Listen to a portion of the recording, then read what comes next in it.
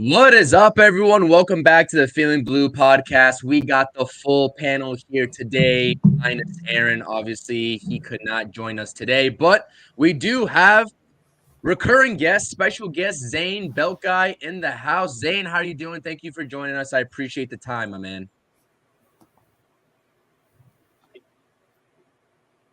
No, I appreciate you having me on, man. I'm just ready to talk Giants. Yes, sir. Yes, sir. It's a great day to talk Giants, kicking off our offseason here. And like I said, all of the links to our channels are in the description down below. So obviously hit that thumbs up, subscribe to everyone's channel in the description down below. You can hear a bunch of great Giants content. What up to Chris? I believe this is the first live stream that we're doing under your new brand name, your new logo. You can see down here as well. Chris and Rodney, how are you guys doing? Good. Similar to Zain, I can't wait to talk some New York Giants ball. Got some good discussions today, so can't complain, man. Rodney, what's up, man? How are you? Always nice to see you. I think you're on mute. Gentlemen, can you hear me now? Yes, sir. Yes, sir. Yes, sir. Yeah, I'm doing good. Zain, first time meeting you. How you doing, man? Good, brother. How are you? Good. Let's get it going. We got a great squad here. We got some great topics for you guys. We're going to be delving into here. We're going to be getting into everything here today. We're going to talk about Saquon, the number 6 pick in terms of wide receiver options. We'll be talking about it all. I want to shout out the chat. Lane talking about how we're feeling about the Giants right now. Obviously, we can answer this question so many different ways, and we'll be talking about all of this tonight and our overall feelings of the Giants heading into this offseason. We got Coach Ed in the house. We appreciate you. Peace and blessings, Coach. Thank you so much for stopping by. Definitely appreciate you. Always checking out the stream and supporting us, and telling Zain that beard is absolutely fire. That is absolutely right. Let's get into it, man. Honestly, let's get into it. Absolutely. I'm excited, man. Let's start off with the defensive coordinator search. We'll go round robin here because we do have the full panel here.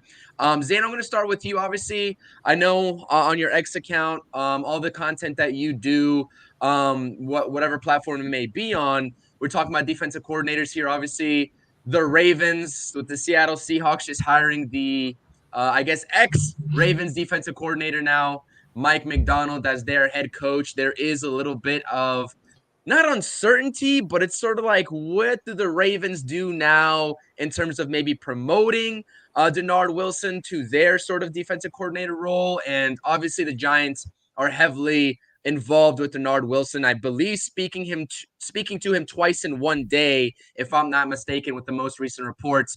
Where are you sort of at here with this defensive coordinator search? And honestly, we've already talked about this on the channel, but I'm enlightened. I want to get your thoughts on the whole debacle that was the Wink Martindale fallout. So definitely want to hear your opinions on that, man. Yeah, so as far as the whole DC thing, right, this is a little bit of a wrench. Now with Mike Macdonald going to Seattle, who says he's not taking Denard Wilson with him, right? Lateral or not, he can absolutely go join another staff and move on to Seattle as well. There shouldn't be an assumption that the staff in Seattle is going to remain the same with a new head coach. So that's also one possibility. So Denard Wilson's going to have options, right? He's going to have the option to move with his DC. He's going to have the option of potentially being promoted within Baltimore's franchise. And then he's got suitors out there. We're not the only ones, right? There's other people who are also after Denard Wilson. So it'll be really interesting. He's a hot commodity. He's a hot topic. I mean, I'd be more than happy to sign him. I think it would make things easier schematically, where the Giants won't have to make that many changes in that case. So that's a big bonus. And both even former Eagles players have said, his departure was probably a big contributing factor to even their drop-off and their struggle. And we saw what the Ravens defense did this year. It's not just all Mike Macdonald. There are different pieces involved. So for that one, I'm curious where we land, man. I'd still love for, a Bill Belichick to humble himself, which he's not going to do, or a Mike Vrabel to say, hey, maybe if I just take a DC spot, get myself back in the coaching cycle instead of sitting out for a year, because there's really not much going on with Mike Vrabel either. I've heard nothing about him going to any other head coach interviews that are really happening. So is he really going to sit out for a year? I don't know how that plays on his part. Was he really that good enough where he can sit out for a year and then come right back in as a head coach? I don't know. Yeah, those are all great points too. And like I said, the whole sort of situation surrounding this defensive coordinator search and I guess how the Ravens secondary ranked when talking about Denard Wilson. Sixth overall in terms of pass yards against opposing offenses and tied for second best in terms of touchdowns given to the air or touchdowns allowed through the air. Only tied with the Buffalo Bills for second, but only ahead of them was surprisingly the Houston Texans. So absolutely great production out of that secondary under Denard Wilson, and that would be an absolutely phenomenal hire. But there's so many other external factors at play here. Obviously, not only what the Ravens are doing, but externally with all these other teams. Chris, I'm going to move on to you here. What do you think about this defensive coordinator search? Where are your eyes sort of looking to right now? And where can you see the Giants sort of going here? Or I guess pivoting if the Denard Wilson sort of talks fall through? Yeah, kind of similar to what Zayn said. I because my first thought was, okay, if McDonald is going to go to Seattle, does he bring, Denard Wilson with him? This familiarity. He'd be a defensive coordinator, which he's interviewed with the Rams, the Titans, the Packers, the Giants twice alone.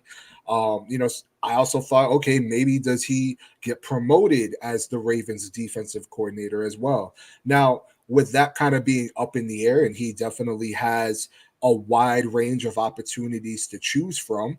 I think now you kind of look at, Jerome Henderson. You can look at, the Miami Dolphins linebacker coach, Anthony, I always pronounce it wrong. I think it's Campanelli.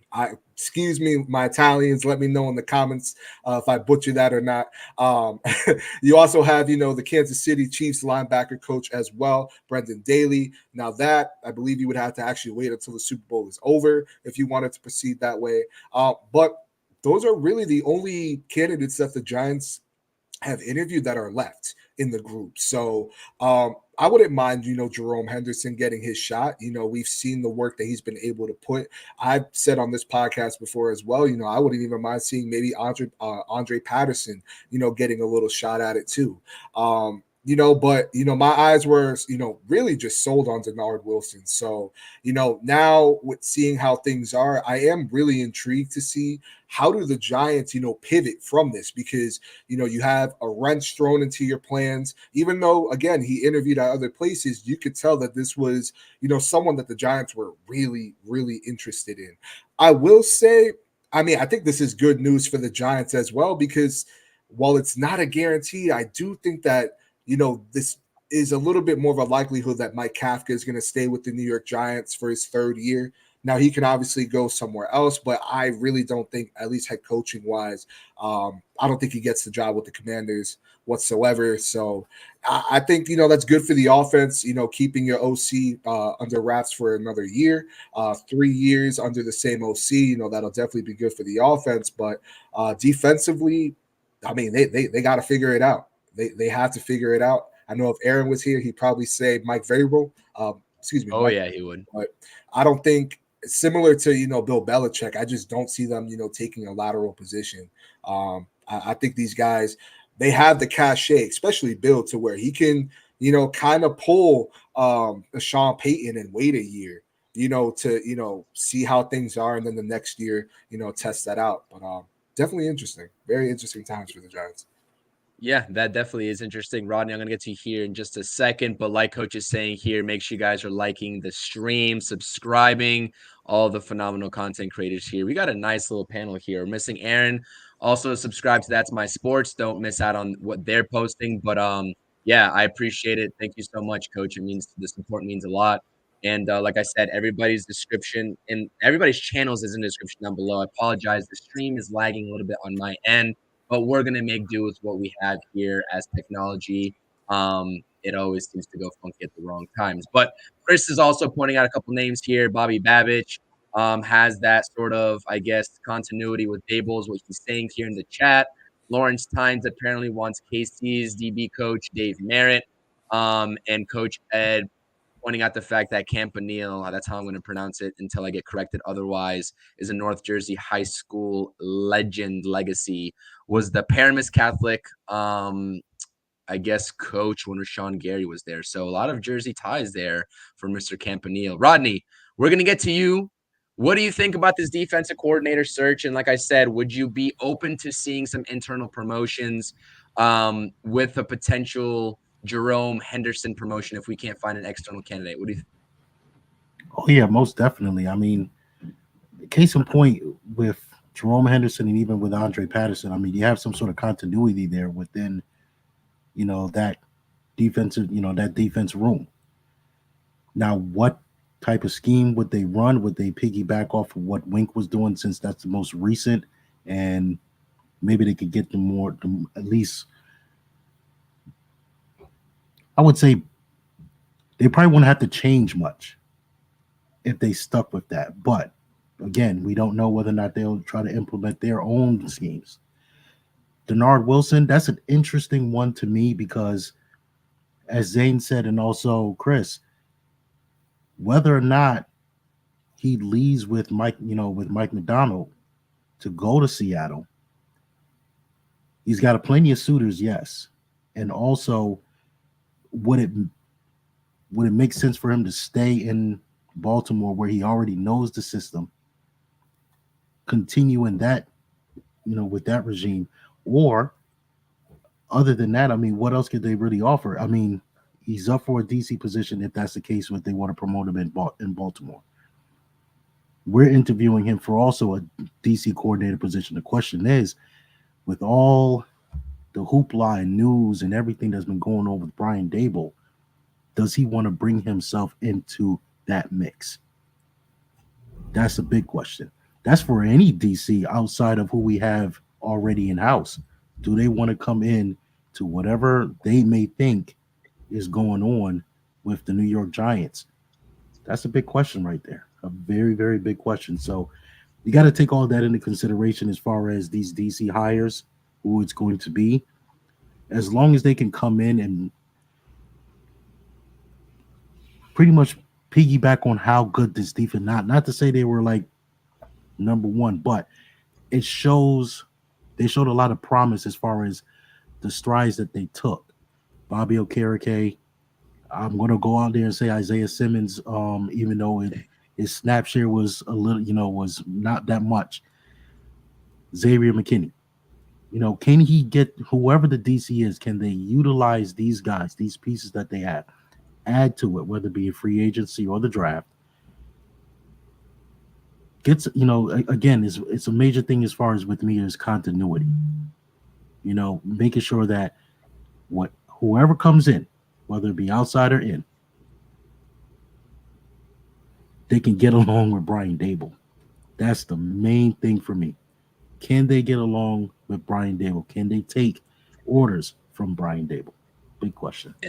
And that's something that we saw with Wink Martindale also in Baltimore with his fallout there. Like, that's not a new thing that we saw with Wink, and we've definitely discussed this before. So that's where I wanted to get your thoughts and opinions on this, Zain, with all this sort of, I guess, hoopla that Rodney's alluding to here in terms of, I guess, being sort of wary if you are looking to take this job with the New York Giants. Do you believe that there is, I guess, internal drama, I guess is the best word to call it? Do you believe in all of these different reports that we've been seeing that Brian Daboll was the, I guess, instigator in terms of the rift with Wink Martindale? Or do you think that that is all being misconstrued and misplayed? Because a lot of people have been talking about this on the timeline for quite some time.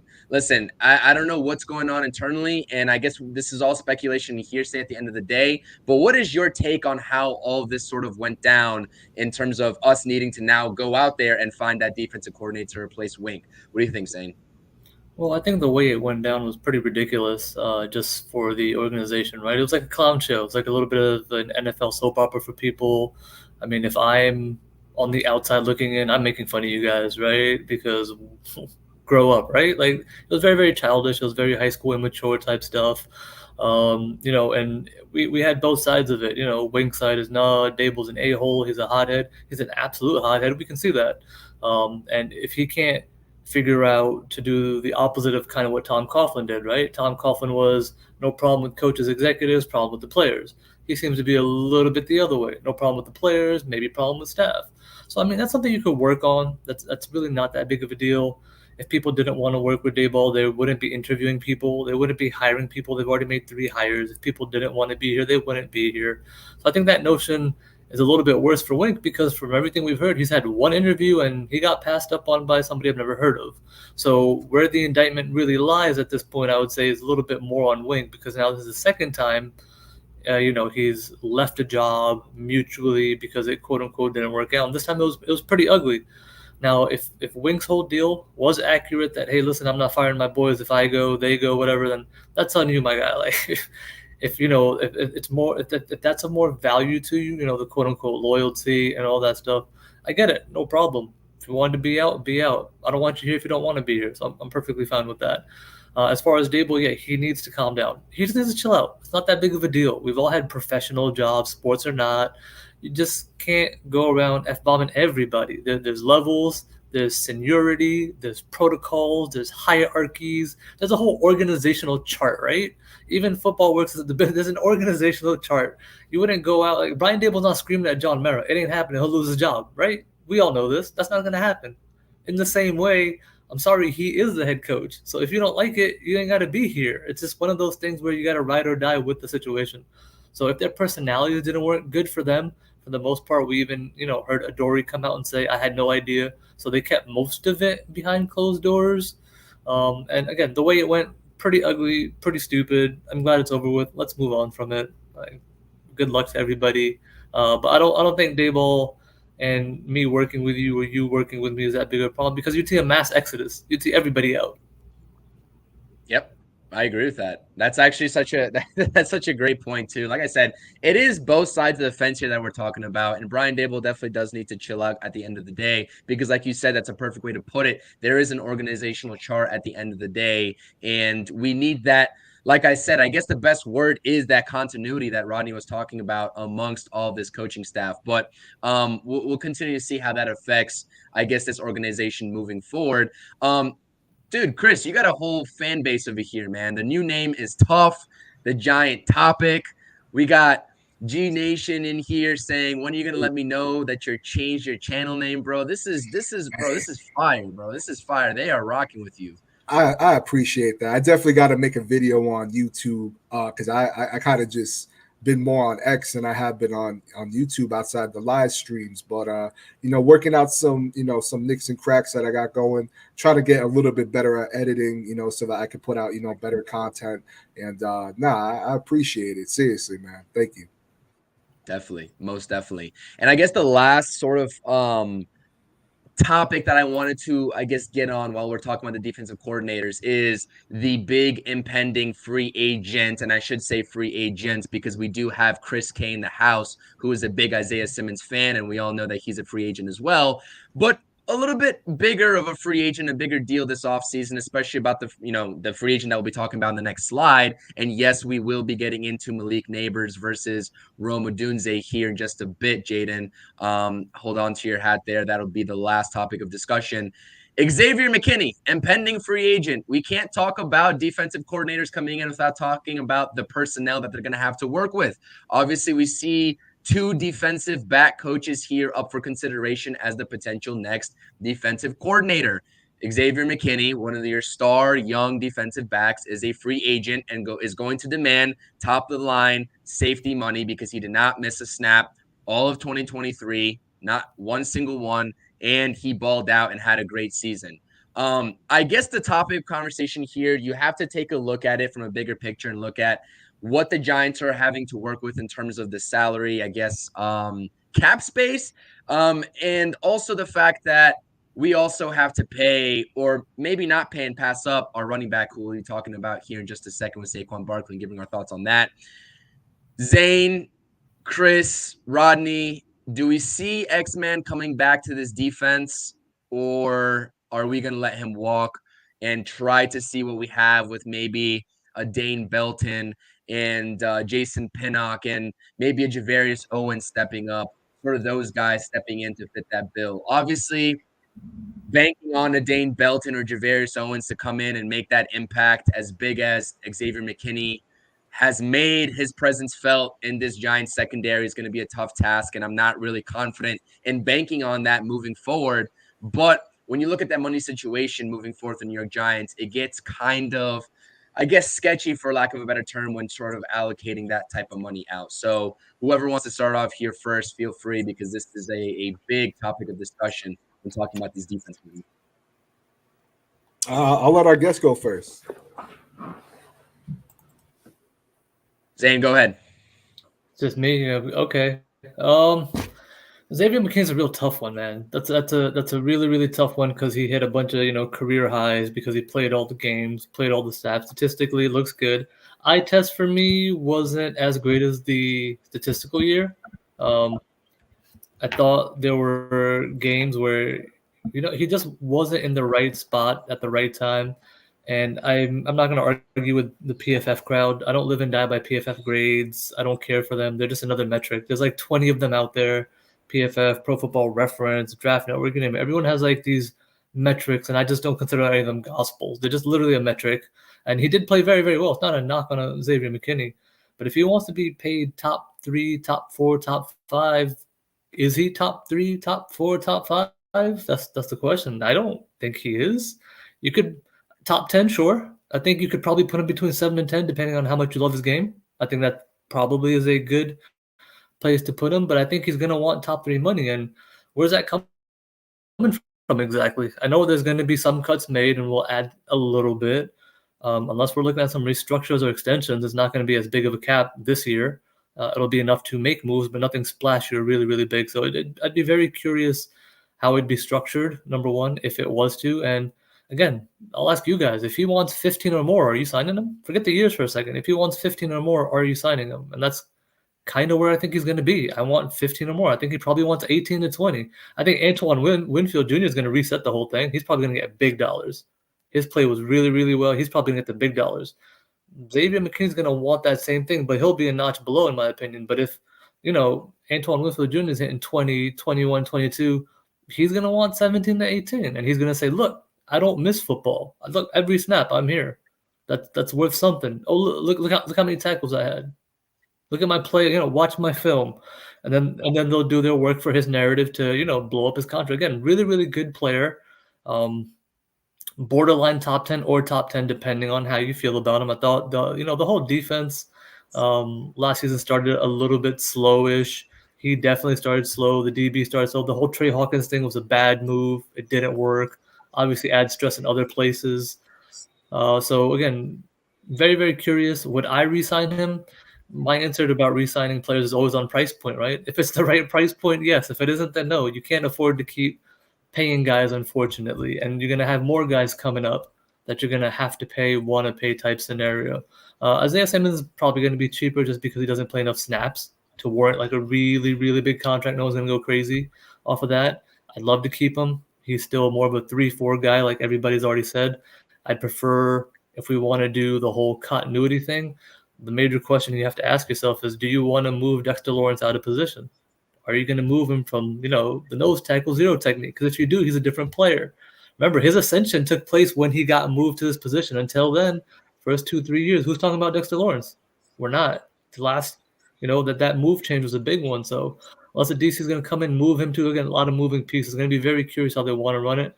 But gun to my head, for the money I believe Xavier McKinney wants, I do not believe he'll be back.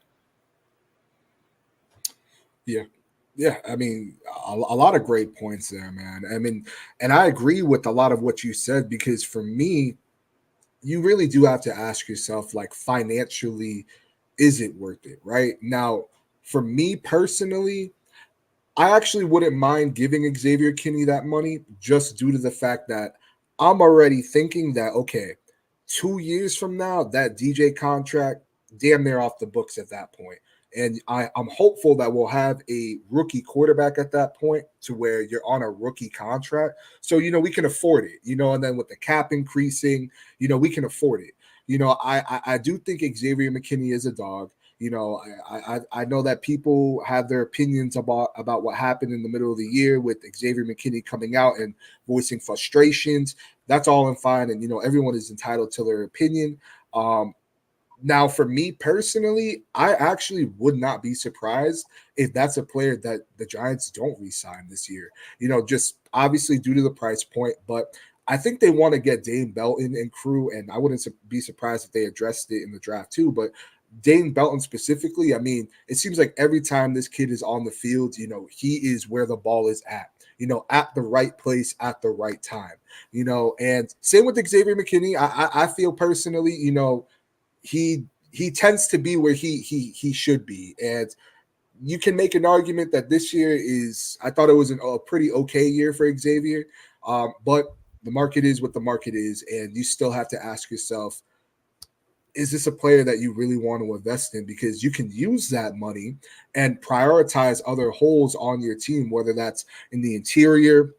We spoke about this on the last stream, we have a hole right now in the interior on defense as well. God forbid something happens to Dexter Lawrence. I feel, man, I mean, Lord help us. So, it's a question that Joe Schoen's going to have to ask themselves. I wouldn't be surprised as well if, Saquon walks and they decide to pay Xavier McKinney, because that's money that you're not going to have to prioritize to Saquon, and the money that, you were going to pay Xavier McKinney if you were to sign Saquon Barkley to a deal is now a little bit less because you got a little bit extra pocket change with Saquon not being on the roster. So, definitely an interesting predicament for the Giants to be in. And I think wherever Xavier McKinney goes, I think teams will be happy with the product that they receive. Maybe the Raiders team up again with Patrick Graham. I don't know. I guess before I let Rodney go here, I want to interject and just, I guess, sort of like throw this point out there to the group as well before we switch topics here after Rodney goes, is that also going into this fact of having a guy of Xavier McKinney's caliber, right, hitting the free agent market, and same goes for Saquon Barkley as well, is where does this regime honestly, realistically grade themselves in terms of how far off they are from being contenders, right? Because I think we took a little bit of a step back from last year by default, although we all knew that this team wasn't supposed to be contenders, not last year, not this year, and probably not even next year, right? Let's be honest with you. So how far off is this team from being contenders, and how far off does Joe Schoen and Brian Daboll think this team is? Because that's going to have a heavy influence as well with the multitude of holes this roster has. We went over our top 3 giant questions for this Giants team to address, and we pretty much hit on a lot of position groups. You said the interior, right? We have multiple free agents, wide receiver, who's going to be that wide receiver 1, right? Jalen Hyatt, don't think he's going to take that step in year 2 just yet. Who's going to be the wide receiver 1? We got a lot of questions on this team, right? So how far off are we? And I just wanted to sort of interject and throw that point out because, like I said, this is a very interesting time period. Most fans were like, after one playoff win back in 2022, we're like, all right, we're taking that next step. We're taking that next step. Maybe we'll get back to that same spot. Maybe we'll do a little bit better. But the expectations were higher than they were in that season. And coming off of what? I mean, a debacle of a season here for all intents and purposes, does that put the reset button on where this team should have been at when they were looking at this longevity from that playoff win? That's what I want to know. And I mean, I guess we can't answer that here fully. Definitely want to hear your opinions, but only the front office knows that sort of answer. But I just want to interject because I think that this all has a sort of it's an overarching cloud in terms of when we think about these offseason moves that we're going to be seeing here over the course of the next couple months in terms of paying these free agents the big money that they presumably want. Is how far off really are we? Rodney, Xavier McKinney, thoughts on him before we move on to Saquon Barkley? No, I gotta honestly say, CP, you're not wrong at all. If you look at it, everything is included in the overall scheme of things. That cloud of the big question marks that we have as far as where this team is concerned and where Daboll and Shane see this team. Okay, are we going through a true rebuild, or are we we're building to compete? That's the question you have to ask. Whereas Xavier McKinney is concerned, where he factors in with all that, in my mind, we should bring him back, but I believe the price point is going to be too high. You want to be able to keep the guys you draft. He knows, I mean, he's been here, 4 or 5 years now? I think he was in the 2020 draft. 4. the He Z's was a number. second rounder, so 4 years. Yeah, all right. So, which scheme do you guys think he really thrived in? Just think about that for a second. He thrived really well in Patrick Graham's system. They used him differently in Wink Martin's system. He was more of an in-box safety. I don't know if you guys can remember. Joe Shane said that he prioritizes money as far as where he wants to allot it to premium positions. Running back and safety, unfortunately, are not those premium positions. Sorry to say that. So as much as we may want McKinney back, as much as we may think, you know what, he's a good building piece along with Dexter Lawrence, Kayvon Thibodeau. I would even go out on a limb and say Bobby Okereke and also Deonte Banks. Is he a good building block? Is that someone you can build a defense around, build a defense, build a team around? If you consider him to be that, then you pay him. You got no choice at this point. But do they value his position to give him that money? That's the big question. Do they value him in that position? Whatever DC comes in here, whether it be someone from outside or even the guys inside, the question that they're going to ask themselves as well, do you go and you put up what, 16, 17 mil if that's what he's going to ask for, possibly resetting that safety market? Or do you go ahead and see what Dane Belton has to offer? Remember now, Isaiah Simmons has played safety position. He's played pretty much all over the defense. So in that sense, what are you really giving up? You're giving up Xavier McKinney, yes. Dane Belton came on strong the last few games of the season. And you have Isaiah Simmons, although he says he doesn't want to play safety, he has, experience playing at that position. So whatever DC comes in, that's the question that they're going to have. Whatever, as far as Joe Shane and Dable, as far as how they view this roster, the bigger question outside of Xavier McKinney, and I would even say Isaiah Simmons and even Saquon Barkley, where do you see this team at as of right now? As you say, that big cloud, are we rebuilding or are we building to compete? That's a big question right there. I feel like you gotta do this rebuild correct, man. I mean, we really haven't done this rebuild correctly, and I mean, Joe Shane even said, with the success that we had, and I'm just roughly quoting this. I mean, we could pull up the actual quote, but with the success that it had, it definitely sped things up a little bit. And now with how this year was, I do feel like it was a little bit of a reality check. I was definitely one of those people thinking the Giants could get double-digit wins, and I ate a little bit of humble pie this year. I think a lot of people did. But you really do have to look at yourself in the mirror. With jobs potentially being on the line if things go south here. You have a 7th overall pick in Evan Neal, who, if he doesn't take a step forward, that's very damning on the general manager, considering that that's a premium position in my eyes. Whether it's left tackle, right tackle, it's protecting your moneymaker, and that's your quarterback. So, I think it's a very important year for this organization to really figure out where they are currently. I would say, for me personally, I don't even want to call it rebuilding. I would say more of like a retooling. Obviously, y'all know how I feel about the quarterback position, but there's definitely talent on this team. It's not like what I think of with like the Carolina Panthers, or you look at even like the New England Patriots, where they're really devoid of talent. There's some talent there, but not really. I think that there is talent on both sides of the ball. And I think, whether you get yourself some interior pieces, address that quarterback position, and obviously we have to hope that this offensive line takes place and gets better going forward. But I think there are pieces to build around on this team currently. Yeah, No, absolutely agree with you. And speaking of both sides of the ball, we've been on here for about 35 minutes. Like I said, like, comment, and subscribe. Hit the live chat. Drop your thoughts and opinions down below in the live chat. But let's get into the bread and butter of why we're here. Because Zain, man, I gotta hand it to you. You posed the question of, I guess, the entire offseason, which is, what is Saquon Barkley's value moving ahead into this offseason?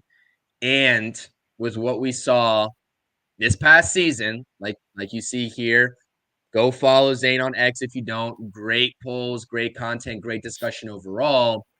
Did Saquon increase or decrease his value with this past season's production? And you see the final vote came in, over 400 votes on this topic, and the predominant majority of the fan base that voted said that he decreased his value. Now, when I first commented on this, I was taken aback a little bit by how good of a question this really was. And I really had to sit there and think, but being that I was a little bit in a rush, I needed to give my thoughts and opinions overall. And I was like, you know what? I think he increased his value, all things considered, with those outside factors that I said in my reply. And I still do think that, and I still won't stray away from that, but I can understand the other side of the fence. And like I said, I think that when we're having this debate, and this is going to be very fun, about whether he increased or decreased that value, there's a lot of things. It gets into like headache territory about what we have to consider with Saquon Barkley. Not only the type of player that he is and what he's been able to produce by himself in terms of games played and staying on the field, but also the lackluster of just talent straight up surrounding him throughout his time with the Giants. So Zain, being that it is your poll, you were the genius behind this poll. I got to hand it to you. This is, like I said, if I had to pick one topic of discussion that we can go back and forth and make a 3-hour show on, it probably would be this discussion. I'm going to hand this off to you, and I'm going to let you spit a little bit about your truth about this side of the fence that you're on, because I know what you're going to say. I know which side of the fence you're already on, but I'm very curious in terms of course. So go ahead. So the fun thing about these polls and the options you give are answers or available answers. They're supposed to be gun to your head scenarios, right? You're not supposed to sit on the fence, because a lot of the replies will be, well, yeah, this, but yeah, this, because we're starting to now add context. But you do a loaded question like this on purpose, just to get what people's perception is, right? So 3 out of every 10 people say his value increased. But like you said, what does value mean? What am I even talking about? Am I talking about touchdowns, rushing yards, availability, snaps played, off the field? What was his character like? Philanthropies, what am I talking about? How you represent yourself? Because that is all part of your value. So in my opinion, the 30% are probably adding all those things that are non-football as part of his value. Because look at the way he fought through the season knowing the O-line was garbage and it was just him versus everybody. Look at how he never complains about anything. Look how he keeps getting hurt for us. He's doing it for us. So I get all that, no problem. Now let's step into reality a little bit. Ain't no way in hell you get a year older, get hurt, and increase your value. That's not a thing, all right? Because we're talking about production here. You're getting ready to pay the man, and you're not paying him because you're a good guy. We've gotten too many of these, you're a good guy, the Giants way, just to pay you because you're just a nice guy. So we just got to pay you because that's who we are. Why are we that? Why can't we just be good business people? I can still pay you your value and maybe, still treat you like a good person because you're a good person. You can continue to get, your sponsorships and all this other, social media charity that you get, right? All the views, all that from everything you're doing, because the charity work you're doing here in this market, you're not going to get in another market. You're not going to get the same opportunities that you're going to get in New York, New Jersey. There's a media market here. There's opportunities. It's not a knock on every state, every team, but I think for the most part, that's something everyone can understand. So to me, look at the stats, right? Less rushing yards, bad average, 10 total touchdowns, cool, the same. But guess what? He had the most receiving touchdowns he's ever had in his career. And then 2 out of his 4 rushing touchdowns happened in the last game, right? They were in the last game. So again, you're going to skew some of these things a little bit. It's not a knock on Saquon. I love Saquon, want Saquon here for life. It's not happening, right? His body's breaking down a little bit, as naturally it should be. He lost that burst, right? We've seen him have plays where you can go to the house, but he can't go to the house anymore, and that's okay. That's natural. This isn't 4 or 5 years ago. His body's beat up a little bit. So while I love Saquon, his value is added a little bit with, again, the off the field. The character is great. That stuff does matter in New York. Like, imagine bringing a personality like think of whoever you could think of, and then putting them in this market. That personality isn't gonna make it, right? A Peyton Manning couldn't do it here. I'm 100% on that. His personality wouldn't allow him to be able to maneuver the way he did. You can't operate with that kind of a personality here because he would put too much out there, right? He'd put too much out there, that would probably backfire. So personality-wise, you do need a certain type of character to be able to deal with media, region, all that good stuff. So for the main question about his value, you can't add mileage and appreciate. That's not how it works. This is no different than a car. Like, it does not appreciate here. Unfortunately, his value did decrease as far as I'm concerned. But for everyone saying the other pieces, yeah, I get it. I'm still not paying him for those other pieces. Like, that's just the hand you're dealt. You did the best you could. Cool. I can't give you an extra $4 to $6 million.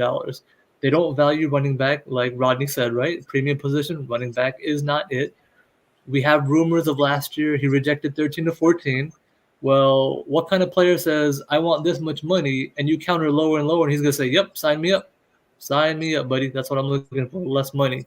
So if that's his goal here, I tweeted this a while ago. I think he wants Jonathan Taylor money. Now, the precedent that Jim Irsay set is not a good one. This one works completely in Saquon's favor. Jonathan Taylor signed his extension coming off of a hurt year while being hurt this year, and he got paid good money. That's now a precedent where Saquon turns around and goes, he was hurt. What are you talking about? They paid him. They love him. They respect him. Not me. I didn't do it. I didn't do it for you. Okay. I'm taking my talents to South Beach, right? I'm out. I'm going to do a little show, but I'm gone. So I understand him too, right? We're talking about business at this point. So the Giants people, fans, take the person stuff out of it. Take the emotion out of it. Just look at it realistically. For a team that's thinking about what to do with its money, and there's a hole at cornerback 2 because you don't know, an edge number 2 because you don't know, and is Micah McFadden the guy, and what's the depth behind him because you don't know, and what's about to happen to Xavier McKinney because you don't know, and what about all those one-year DTs that are now gone, and Aziz hasn't been where he's been. You have all these other holes. There's no wide receiver 1. What's behind Darren Waller when he gets hurt? Are they going to finally let Bellinger? There's so many questions here. That's so hard to say. 15 million here. You got it. It's so hard. And again, not personal. Would love Saquon back. I don't think it's happening, man. I think there's 3 scenarios, right? They tag him. He's very, very upset. This is the one I don't want. He's going to play on the tag. It's not going to be good for the locker room because he's being very honest about who he's going to be going forward. He's been very forthright about his feelings. So that's the worst one. Best case scenario, in my opinion, is tag and trade. Everybody wins. He tags, we deal with the team. You get him, we get some compensation. Everybody wins, right? Everybody gets something out of it. And otherwise, he just walks. If you get a comp pick, you get a comp pick. You won't, though. You'll offset it with another contract of something. So that's probably best case. But yeah, I don't see him being here, man. It doesn't make sense in any form other than, yeah, I know we need playmakers, but what's the point of having one playmaker when everybody can just zoom in on one playmaker? Yeah, absolutely. I agree with you. And also so Chris, sorry to cut you off here. I just want to throw this back in here too, because looking at this contract in terms of what he is demanding, and like you said, he's been very honest about the way he's going to approach this if he's tagged, and if the Giants try to play hardball with him another time, is obviously you have the 2 contracts. You mentioned Jonathan Taylor. That's a little bit more comparable, but also all these running backs around the league, not only Saquon Barkley, but everybody aspires to be and get that money that Christian McCaffrey got, right? And you look at that contract that Christian McCaffrey got in 2022, I believe is at the beginning of 2022, when he was still with the Panthers. He was coming off of 2 seasons that he played in, 3 games in 2020, 2021, and then 7 games the year in 2021, 2022. So I guess, it makes sense where all these running backs, well, he got it coming off of 10 games combined over the last 2 years before he got his mega deal as a running back. Why can't I get it? And Saquon's out here playing 16 games and then 14 games. So like I said, these contracts do shift. It is not a one-case-all scenario, but that is interesting to look at in terms of what Christian McCaffrey got versus the actual production that he actually, I guess, spat out over the course of the last 2 years before that contract was signed. But no, absolutely. And that tag and trade idea, for me, That is probably the best case scenario. Would you? I mean, I'm going to pose this to the chat right now, into the panel, and let me know what you guys think in the chat as you're watching this. Tag and trade to the Chicago Bears for the number 1 overall pick, a part of a package. What do you think? And I I'm said going that to earlier segue too. that. If you want to move up that way, he absolutely should be. Yeah, he absolutely should be. I tweeted about that too. That listen, if that is a potential thing, he's one of the players that probably would be happier because they could pay him. You would still get something back in that while you can move up. And that's probably, again, best case scenario. Like, this is not a good relationship for either side. This is not about one side or the other. It's not like this has been great for Saquon. Like, I understand his loyalty. What have you gotten out of being here? As a player, like, what have you gotten out of it? Where's the success you've gotten except that one playoff run? You've gotten injuries. You've gotten money. You've definitely gotten the money just off your rookie contract alone. But if you want money, it just doesn't make sense here at all. Yeah, I agree with that. We got Joseph here checking out the stream. Happy New Year. Appreciate you. Thank you so much for joining in. Chris, that's a perfect segue to you because I know you're all about that number 1 pick and your boy Caleb Williams. That's a topic of discussion for another day, obviously. But in terms of how it relates to Saquon Barkley, what you got for us, man? Man, I am genuinely torn when it comes with Saquon Barkley because, you see how loyal he's been. You see, the just utmost professional player that I think, honestly, I've had probably since, y'all can tell me if I'm wrong. I think how he handles himself, how he handles the media, what he does for the community, I think we have not had that really since Eli, if I'm just being honest. And I like I said, I could be wrong, but for me personally, we had it. And as much as I would love to see Saquon Barkley back with the New York Giants, as much as I would love to see him finish his career with the New York Giants, I just don't see it. And it really pains me to say that, to be honest with you. But if you didn't give him a contract last year when he was a year younger, a year healthier, why would you give it to him now when he's a year older? And honestly, again, kind of similar with the Xavier McKinney situation. Do you prioritize that money to other positions of need? Because you guys said it, we have so many questions on this roster, edge, corner, possibly safety, the interior defensive line, interior offensive line, whether we want to really talk about it or not, right tackle with Evan Neal, obviously the quarterback position, and in my honest opinion, I mean, I think the money that they would, give Saquon, whether that's on a franchise tag or a multi-year deal, go out there and prioritize your other positions of need. I think this really does tie into, like I was saying earlier, man, you really have to look yourself in the mirror and say, does it make sense? And I just don't see how re-signing him outside of the argument of, well, he's, a stand-up guy, he's great for the team, he's great for the locker room. If you sign a rookie quarterback in the draft, that's a nice weapon. But like you said, Zain, which they've been doing this whole time, if you lock it on one player and shut him down, I mean, what do you have? And in my honest opinion, I just don't think that it would be – I don't think it would be in the best interest of Joe Schoen to bring back Saquon Barkley.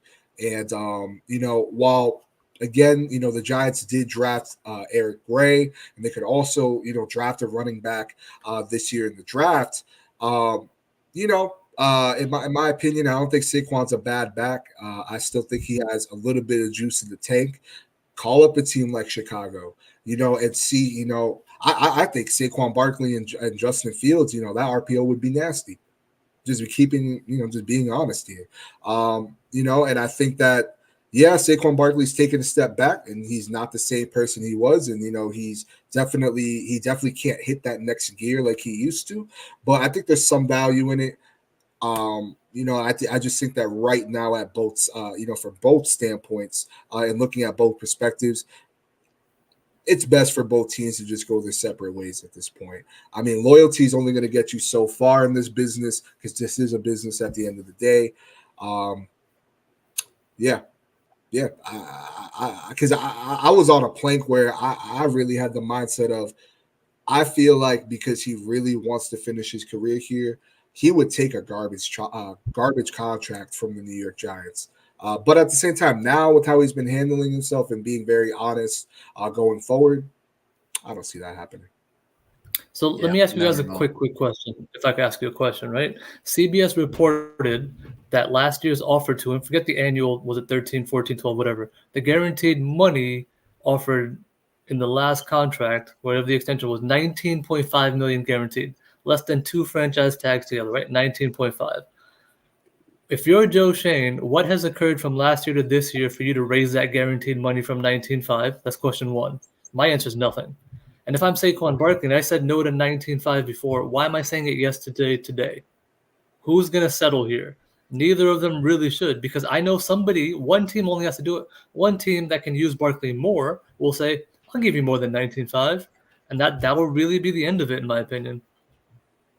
It's a great point too, and like you said, and like we've been talking about here with the Chicago Bears, like they have the capability to blow that right off, like off the door. To be honest with you, with a couple teams do. I mean, it can go crazy, and the Washington Commanders can say, "Look, we have all this money. They took Landon Collins. They paid him when nobody wanted to pay him. Paid him big top money, coming off a really, really good year."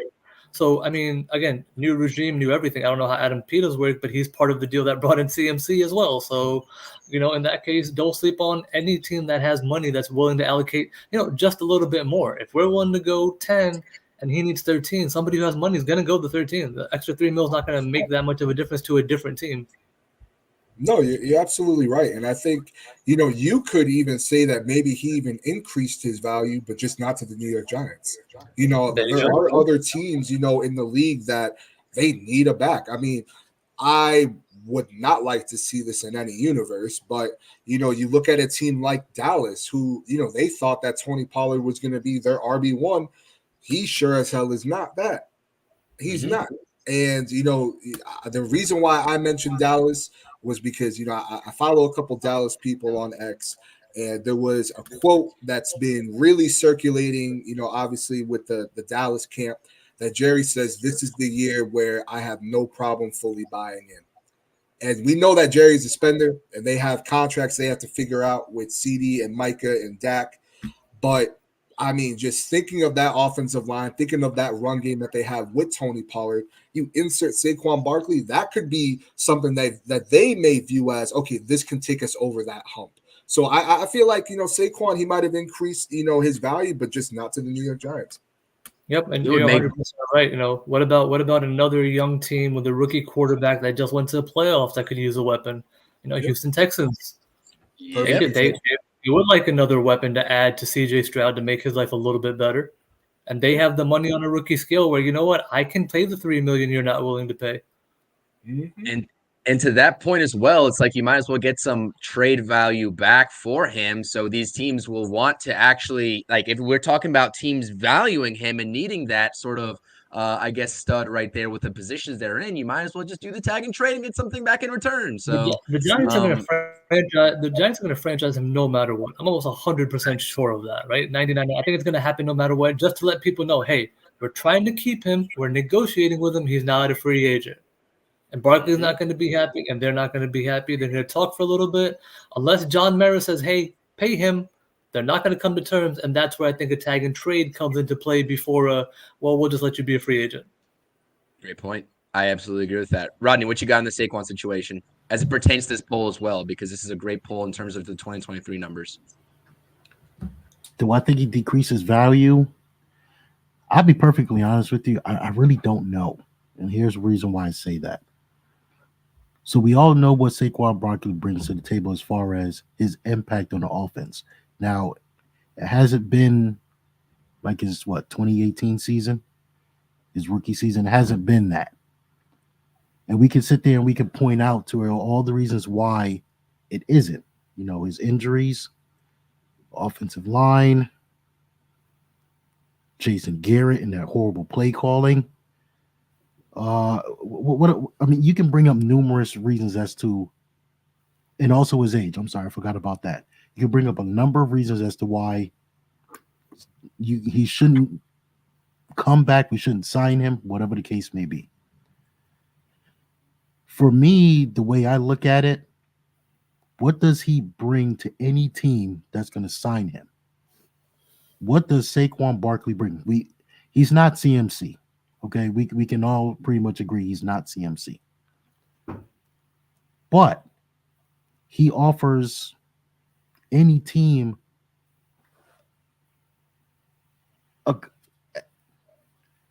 he offers them something in the fact that something in the state of this running back. We know how dynamic he is. We've seen exactly what teams have done when the Giants offense hasn't been in a groove. Daniel Jones is not really throwing the ball well. Offensive line doesn't block. No drop back pass game. Can't pick up a stunt, blitz, whatever. But Saquon Barkley, we have to literally play, they did that last season. They did that more this season. Book is out on Daniel Jones, whatever the case may be. Book is out on our offensive line. Everybody knows that. But the only weapon that you really have to worry about for the last few years, outside of maybe, and I say this sparingly, Darius Slayton, was Saquon Barkley. As you guys said, there's going to be a lot of teams that are literally going to be willing to trade for him. I can see him going to Chicago, and as you said, Zayn, I can definitely see him going to Houston. Definitely. There's a quarterback who couldn't do anything just recently that could have loved to have Saquon when Odell wasn't getting it, when Flowers wasn't getting it. Lamar Jackson would have loved to be able to just kind of dump it out and get the offense going, right? He can at least get your offense going if nothing's happening. Just for the Giants, there's really nothing else for us to be happening. Where for like another team, as Rodney said, right?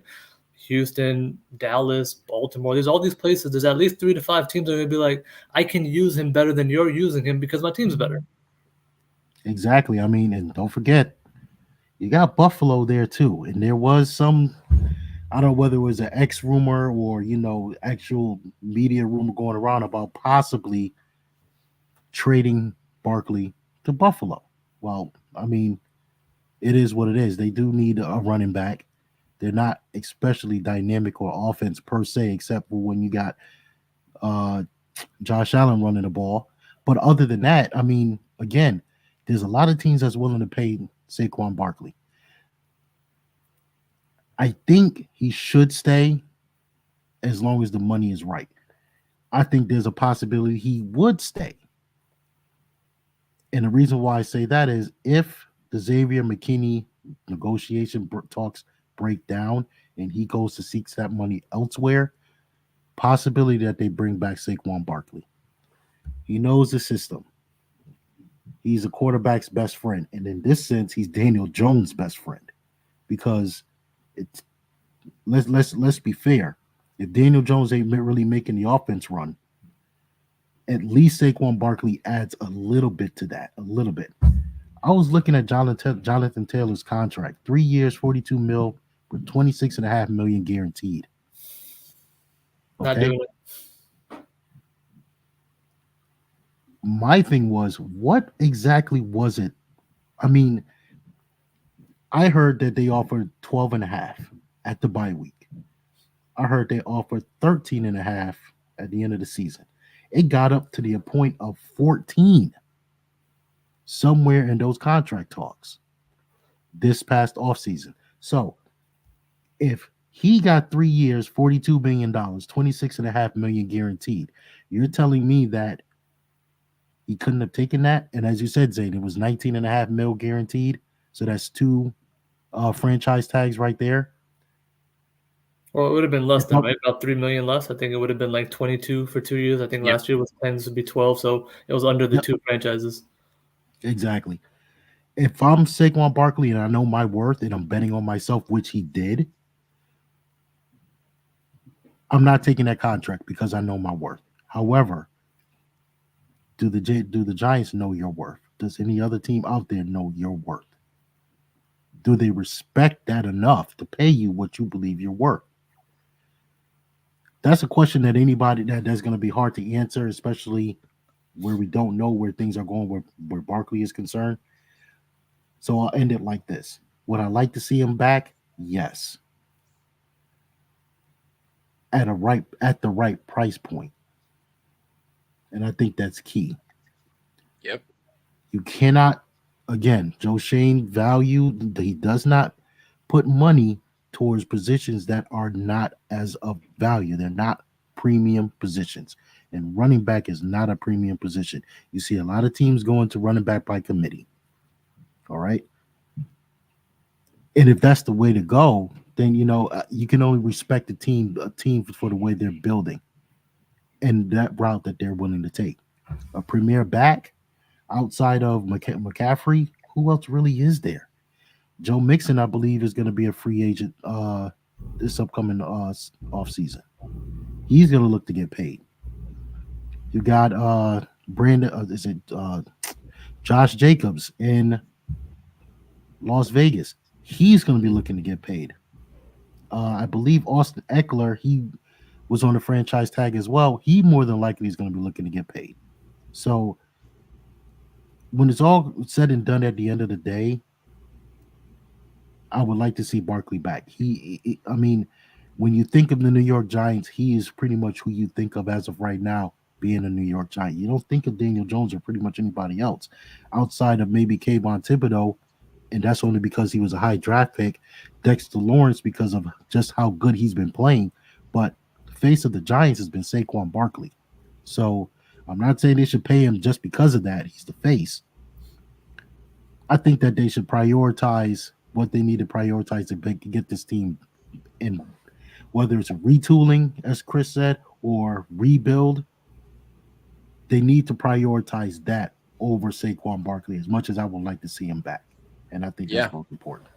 Yeah, and I think it's something to the point of the conversation, just to wrap this Saquon Barkley talk up, is that obviously we're not trying to diminish by no means like his value, right? Like he has earned this bag that he's going to get, whether it's with the Giants or inevitably with somebody else. It's just looking at the fit of this New York Giants team, and it comes back to that whole crowd, the whole cloud, that umbrella that it's overshadowing where this GM right now and Joe Shane is evaluating this Giants team at. And it's just a chess game right now, as it correlates to that sort of cap space that the Giants have to work with moving forward. So, and also you have coupled the fact that Saquon Barkley is taking to social media now, I guess, laughing at Cole Beasley, alluding to him going to the Cowboys. So that's never a good sign either. So imagine the sort of PR or media nightmare that would be if he actually does go to Dallas. But nonetheless, moving on to the last topic. I hope they give him a ton of money and just hamstring themselves at the end of the day. Like do another Elliott part 2.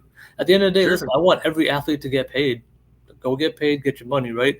And the old adage is, if you want a puppy, you ask for a pony, right? Ask for something ridiculous, and you'll eventually settle on what you're looking for. So if he wants 14, he's got to ask for 20, and people are going to look at him stupid.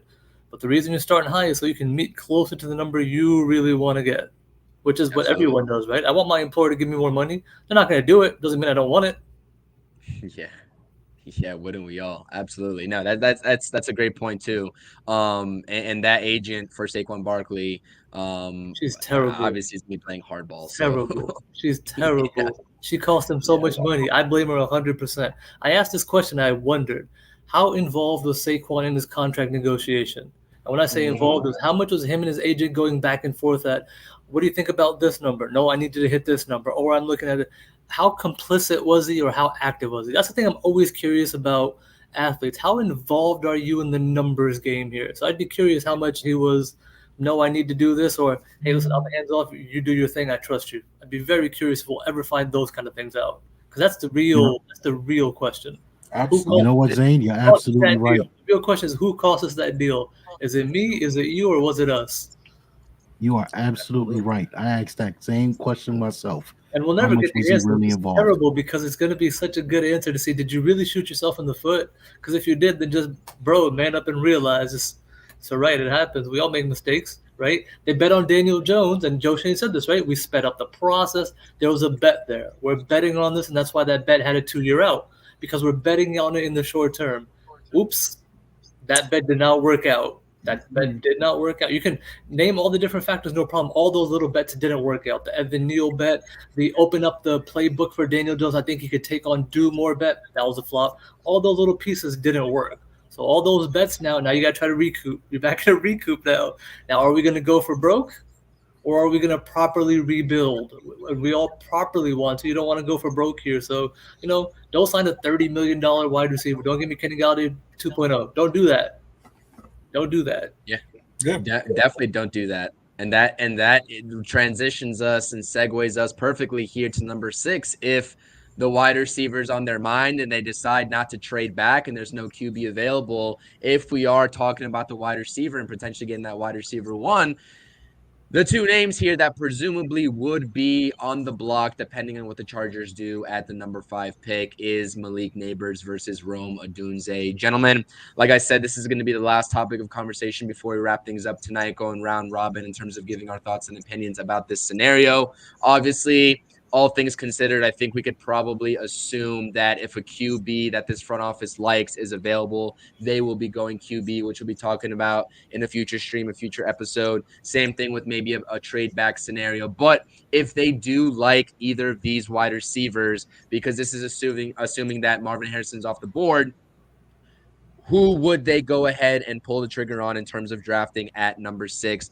Malik Neighbors, obviously, of LSU, or coming out of Washington, Mr. Rome Odunze. 2, I want to say different in terms of skill set, but 2 very different stature and bodied wide receivers. When you talk about a under 200, 6 foot flat Malik Neighbors versus a bigger 6'3", your more generic wide receiver, a lot more ability to catch those contested balls in terms of physicality, 6'3", 215, Rome Odunze. Zain, I'm going to start with you here in terms of these 2 wide receivers. Not sure how many, how much, I guess, film or any sort of scouting reports you've got to watch on these guys, but what is your overall reaction if the Giants are on the clock and both these guys are available? What is your preference here? Sure. So I will say I will answer, and then, gentlemen, you will have to humbly excuse me. I do have to go, but I do want to answer this question as quickly as I can. Between the 2, gun to my head, I'm taking Odunze for 2 reasons. One, that's already been mentioned, size, speed, physicality. Not that Neighbors isn't, right? But one is just better at it than the other one. Odunze is a little bit more polished as well too, just a little bit, nothing crazy. Again, it's very marginal. Whatever it's a flavor scenario here. Which one do you like better? My only thing with Neighbors would be is that he played a lot more slot than he would project to play here. I would take the true outside guy on Odunze, throw Hyatt on the other side, depending on what happens with Slayton. And I got, Wandale, and I'm happy now. Like, I feel like with those pieces, I'm a little bit happier as far as what I'm going to target and how those different pieces mesh. So I take Odunze simply because of those 2 reasons. Otherwise, if you take either or, they automatically become wide receiver 1 for us anyway. So you really can't go wrong here. It all comes down to usage. I know, this regime likes multiple. They don't like the one guy to do just like the one thing, which might be a knock for Odunze for them. They might not just want the one guy who's just the outside guy. But who doesn't move outside guys inside all the time for mismatches? We've seen it happen to Randy Moss, Megatron, right? You do it with these guys regardless just to win matches. So they don't have to be a prototypical, move around constantly, but you can move them around, potentially put them in motion, and let them come out of the slot if needed. But I'd personally take Odunze. Yeah, absolutely. And I appreciate your time. I know you got to slide out of here. Before you get out of here, I appreciate your time. Obviously, we're running a little bit over right now. We're going to finish up here in just a second. Where can everyone find you? Where are you doing content, and where are you on predominantly right now? Yeah. Just catch me on X. This is not Zain. YouTube is the Belt Guy. We're going to be ramping up some interviews, back up, talking football as everyone does. New season, off season. It's going to be a drag. Let's hope we're not talking about Saquon every day, every week, because it's killing me right now. And Xavier McKinney will also become that killing me topic until free. I'm just ready to get to the draft part at this point. Like all the in-between stuff, I'd like to get past now. I'm sure we're all kind of tired. So, but I mean, it's only February 1st. I'm actually looking forward to the combine. The combine will be fun, right? The combine will be a little bit interesting. Some new blood coming in. But yeah, you can catch me on Twitter. Everything is on my profile. This is not Zain. Make sure you follow these gentlemen. Interact with them. Great people, great content. Just give them views, give them interaction. They're easy to talk to. They're good guys. I appreciate you, Zain. Thank you so much for stopping by, and definitely we'll be dropping everything in the description. So check Zain out on X and YouTube. I appreciate it. Thank you so much, I appreciate and you. Happy week, great week, safe week. definitely, Of course. absolutely, All you right, as David. well. All right. Gentlemen, before we get out of here as well, I want to get your guys' thoughts and opinions on Odunze versus Neighbors as well. Like I said, Zane's making some great points, and it was thoroughly awesome to get him on the channel to talk some ball. I know he's been a little bit busier recently. I know he's going to ramp up his YouTube stuff as well very shortly, like he said, predominantly on X right now, but does some great interviews and has some great interviews already on his platform on YouTube that you can go check out in the description down below. Rodney, going to start with you here in terms of these two guys of the wide receiver sort of realm here. We know that the Giants need a wide receiver one. Nobody on the roster right now is going to be that. Slayton is already maxed out on what he's going to potentially be, being a borderline 2, but definitely a wide receiver 3 on an elite team. You got Wan'Dale Robinson's not going to be big enough to be that wide receiver 1 in Jalen Hyatt in year 2. Coupled with the fact that he still needs to prove himself in the short running route abilities, Jalen Hyatt, that is, we do need a complete wide receiver 1 moving forward. Is that going to be addressed in the first round with these two guys or later on is anybody's guess. But for the hypothetical scenario that we have here, of these two guys, who would be your preference? When you asked about a topic earlier, I should have said either offensive line or wide receiver 1 at 6, because there's so many ways that the Giants go at this point. They're at this position in the draft where it's like all the best players are going to be, well, all of the top ones are going to be gone, and then you're in this spot where you don't know whether or not you need to really trade up to get what you want or trade back to acquire more draft assets to get what you want. As far as Neighbors and Odunze, 6'3" for Odunze, 6 feet for Neighbors. I guess the question that anybody would have to ask themselves going in, if they're looking at this from a glass half full perspective, we need a wide receiver 1. What do you believe encompasses a wide receiver 1? Is it Tyreek Hill? Is it Jamar Chase? I keep forgetting the guy up in the Justin Stephon Jefferson, Diggs. probably with the stature. Justin Jefferson. There you go.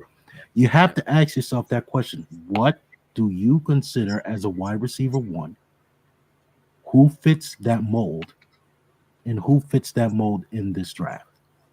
For me, I want someone who's like Justin Jefferson, who can garner that attention from the secondary and also that defensive coordinator who is going to be on that field, or who's going to be sitting there having to account for this guy on the field. That's what I want. I think that's what the Giants need.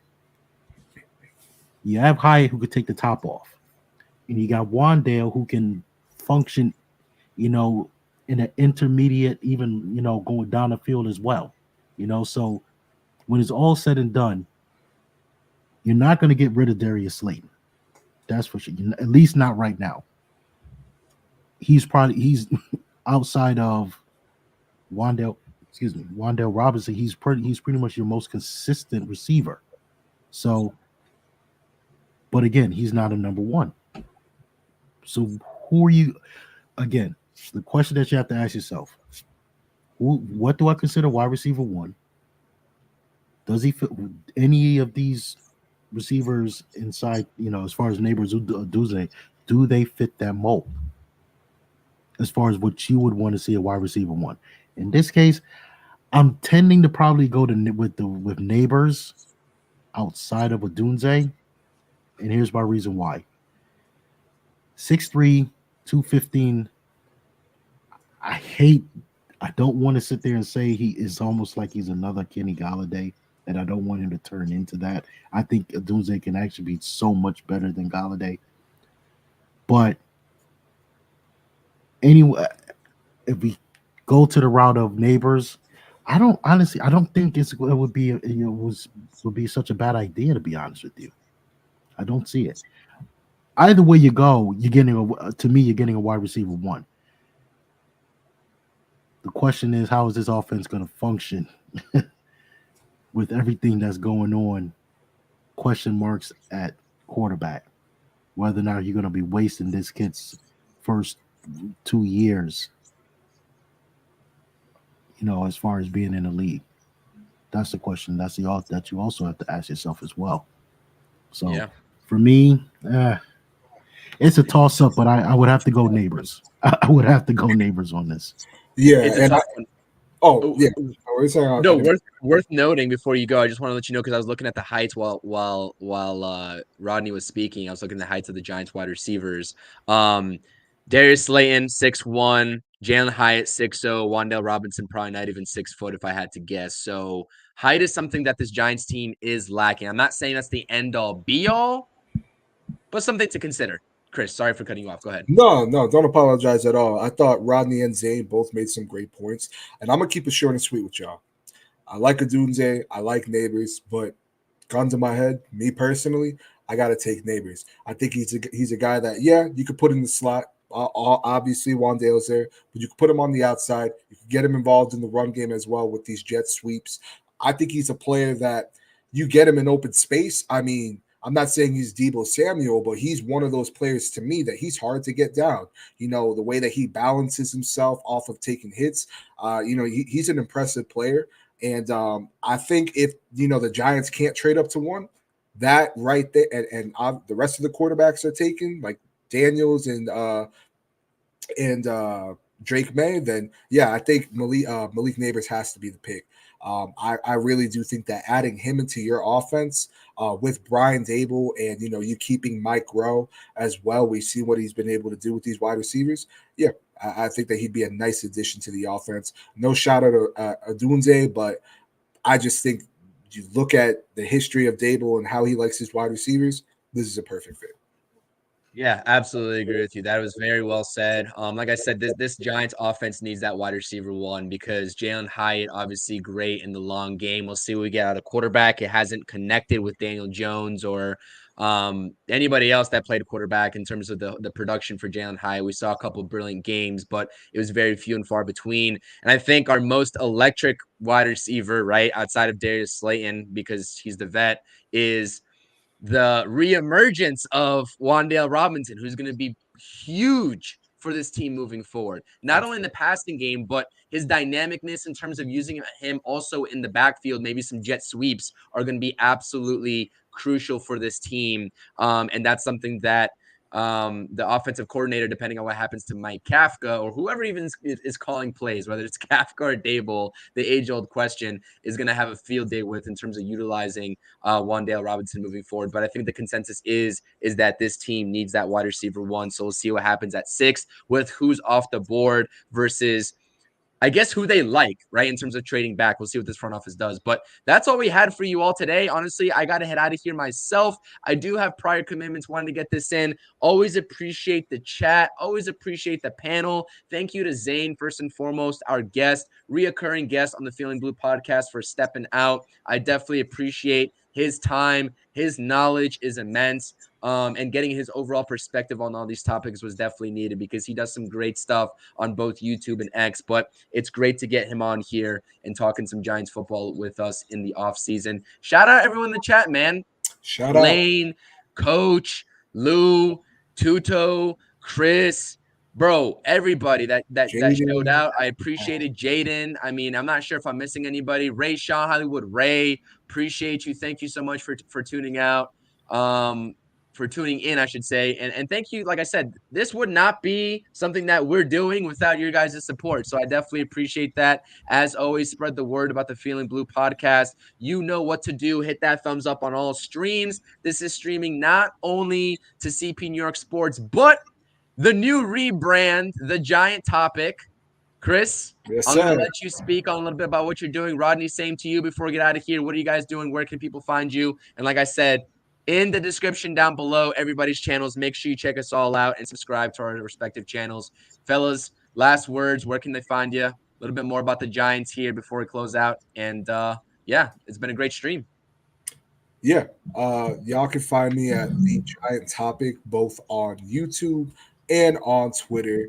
One word on Twitter, obviously. But yeah, I'm feeling really excited about this season going forward. Whether that's we getting a generational, if you will, quarterback, or getting a solid wide receiver one, and just addressing multiple pieces on this roster that we need to. It's going to be a fun season.